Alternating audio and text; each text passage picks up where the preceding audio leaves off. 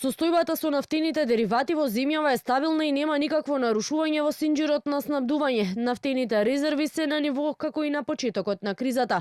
Повтори и денеска премиерот Христијан Мицкоски, кој одговарајќи на новинарско прашање, рече дека доколку како држава се соочиме со било каков предизвик во однос на снабдувањето, навреме вели ќе се препакуваме и ќе се подготви нова стратегија. Во зависност од движењето на цените по тон нафтени деривати на светските берзи, државата најверојатно ќе интервенира повторно и во делот на акцизата. Мицкоски денеска посочи дека внимателно ја следат и состојбата со цените на храната и доколку има потреба, најави можно намалување на ДДВ-то од 5 на 0%, особено кај сезонските производи. Целта е анализата опфаќа следење на моменталните цени на тие производи, како што се доматите, краставиците и така натаму, кои што па за една недела дупло ја намалија својата цена. Многу внимателно ги следиме тие производи и во зависност од тоа како ќе се движат, така и ќе реагираме. Ние имаме на располагање можност ДДВ од 5% да го направиме на 0.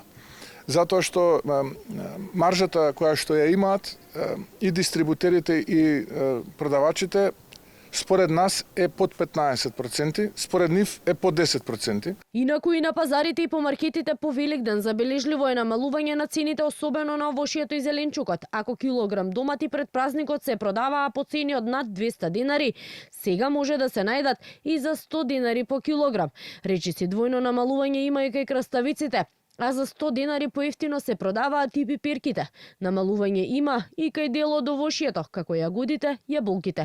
Граѓаните кои ги анкетиравме, дел го забележале поевтинувањето, дел не и вела дека владата треба да интервенира со мерки. Краставиците, доматите, се нијанси намалени, ама тоа е тоа.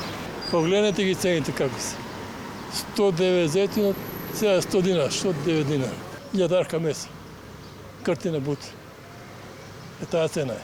Треба да преземем владата. Поевтинето е, да. Поевтинето е. Во меѓувреме Министерствата за економија и земјоделие прават заеднички скрининг на цените на вештачките ѓубрива, кои во изминатиот период бележат зголемување, пошто ќе се знае дали и на кој начин ќе се интервенира и во тој дел. Поради растот на цените на ѓубривата и зголемените трошоци за производство, земјоделците алармираат дека доколку не се помогне од страна на државата, тоа може да доведе до намалено производство или работа со загуба.